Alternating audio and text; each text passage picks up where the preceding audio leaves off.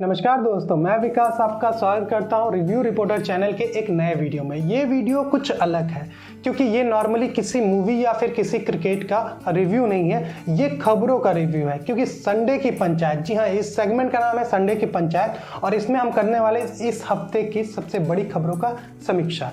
जी हाँ, इस हफ्ते की भी और जो इस हफ्ते में ज़्यादा प्रचलित खबर है उसकी भी समीक्षा करेंगे। तो आइए बिना समय की बर्बादी किए हम शुरू करते हैं अपने संडे की पंचायत। भारत जोड़ो संसद छोड़ो। जी हाँ, ये खबर सुनकर आपको राहुल गांधी की ही याद आ रही होगी क्योंकि हाल ही में एक खबर चल रही है कि राहुल गांधी की संसद की सदस्यता को खत्म कर दिया गया है। आखिर ऐसा क्यों किया गया है, आइए इस खबर की समीक्षा करते हैं। समीक्षा के दौरान पता चला कि राहुल गांधी ने एक रैली के दौरान एक स्टेटमेंट दिया था जहाँ पे उन्होंने मेंशन किया कि सब चोर मोदी हैं।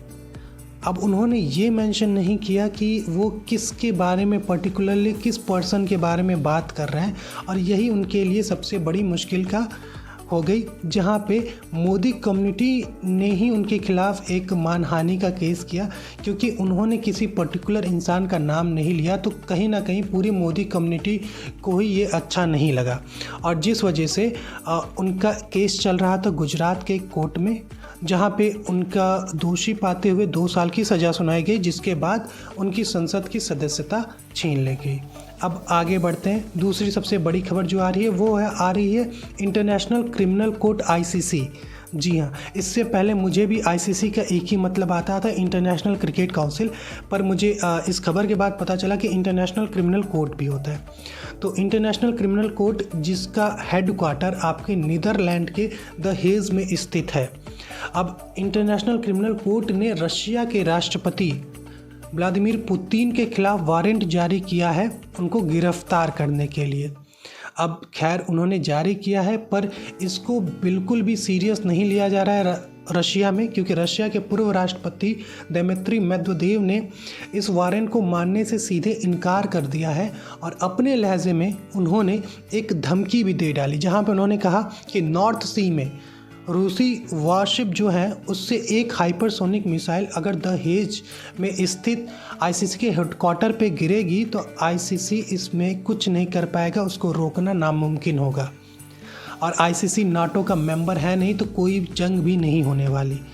तो खैर इस खबर की समीक्षा के दौरान हमें ये पता चला कि ICC के 120 से ज़्यादा मेंबर देश हैं, लेकिन इस ICC में ना तो रशिया मेंबर देश है ना ही यूक्रेन मेंबर देश है।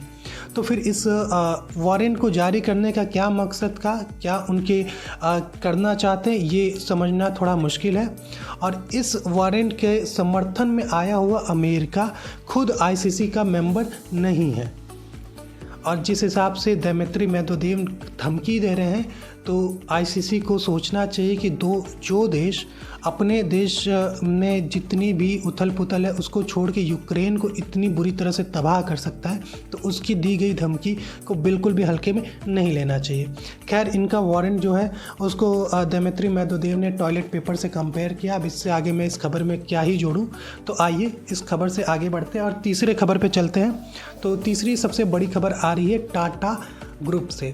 जी हाँ, टाटा ने अब तक के एविएशन इंडस्ट्री में सबसे बड़ा ऑर्डर दिया है। एविएशन हिस्ट्री की सबसे बड़ा ये ऑर्डर है, जहाँ पे टाटा ने 470 एयरक्राफ्ट का ऑर्डर दिया है, जहाँ पे 250 एयरक्राफ्ट एयरबस को बनाने हैं और 220 एयरक्राफ्ट बोइंग को बनाने हैं। और ये दुनिया की सबसे बड़ी डील है जिसकी कीमत $80 बिलियन है।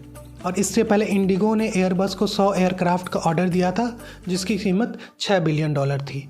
तो टाटा के द्वारा ये दी गई एविएशन हिस्ट्री की सबसे बड़ी डील है और टाटा ना केवल डोमेस्टिक बल्कि इंटरनेशनल लेवल पे एक बड़ा अपना मुकाम हासिल करना चाहता है, एक बड़ा मार्केट को कवर करना चाहता है, इसलिए उसने ऐसा किया है। और जिस हिसाब से टाटा की पॉलिसीज़ होती हैं तो ये काम शायद उनके लिए मुश्किल नहीं है। हालांकि इंडिगो 52% इंडिया के मार्केट को कवर करता है। अगर एक तथ्य की माने तो हर 100 में से 52 लोग जो हैं वो इंडिगो में ही सफ़र करते हैं। तो इतना आसान भी नहीं होने वाला है टाटा के लिए, लेकिन खैर टाटा तो टाटा है। तो आइए अब आगे बढ़ते हैं और अपने चौथे खबर पे चलते हैं। चौथा खबर आ रहा है हिंडनबर्ग। जी हाँ, हिंडनबर्ग का नाम सुनते ही आपको हिंडनबर्ग से पहले अडानी की याद आ जाती होगी। जी हाँ, कुछ महीने पहले अडानी के खिलाफ हिंडनबर्ग ने एक रिपोर्ट जारी किया था, जिस रिपोर्ट के आने के बाद लगभग $50 बिलियन का नुकसान हो गया अडानी ग्रुप्स को, जिसमें LIC और SBI के लगभग $10 बिलियन थे। तो अगर माने अडानी ग्रुप्स को तो नुकसान हुआ, पर वो स्टेबल रही क्योंकि वो बहुत बड़ी कंपनी है, तो इस वजह से वो स्टेबल है। उनके 60% शेयर्स गिर तो गए थे, पर वो अभी भी स्टेबल है।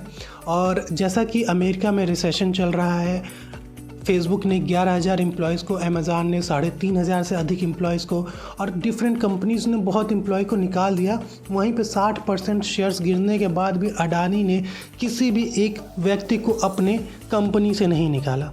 तो ये है पावर अडानी ग्रुप्स की। खैर, मैं कहीं से भी अगर गलत है तो गलत है, सही है तो सही है। मैं किसी भी चीज़ का ऐसे समर्थन नहीं कर रहा बिना प्रूफ के। तो खैर, खबर अडानी से रिलेटेड है भी नहीं, ये खबर रिलेटेड है आपके ट्विटर के को फाउंडर जैक डॉर्सी, जिसके खिलाफ हिंडनबर्ग की न्यू रिपोर्ट आई है। और इस रिपोर्ट के आने के बाद 20% शेयर्स गिर गए हैं ब्लॉक इंक, जो कि जैक डॉर्सी की नई कंपनी है इनकी। और लगभग अगर एक आंकड़े में बात करें तो $526 करोड़ का नुकसान हो चुका है अभी तक ब्लॉक इंक को। और ये खबर जैसे ही पब्लिश होती है और मार्केट के शेयर्स गिरते हैं, तो इससे कंपनी को तो बहुत नुकसान होता है, पर हिंडनबर्ग को बहुत फ़ायदा होता है। ये 8-10 लोग की एक कंपनी, शॉर्ट सेलिंग कंपनी भी है। जब रेट हाई होता है तो उस रेट पे ये शेयर्स को ख़रीद के बेच देते हैं, और फिर जब अपनी रिपोर्ट को पब्लिश करते हैं, जब रेट डाउन होता है तो कम डाउन पे उसी शेयर्स को ख़रीद के शेयर्स का अदला बदली करके ये प्रॉफिट कमा लेते हैं। तो इस प्रॉफिट इनका जो है वो करोड़ों में होता है। तो इनकी अपनी कंपनी को तो बहुत फ़ायदा होता है। इसका जो हेड क्वार्टर है वो न्यूयॉर्क में है, और इसके जो फाउंडर है वो नाथन एंडरसन है।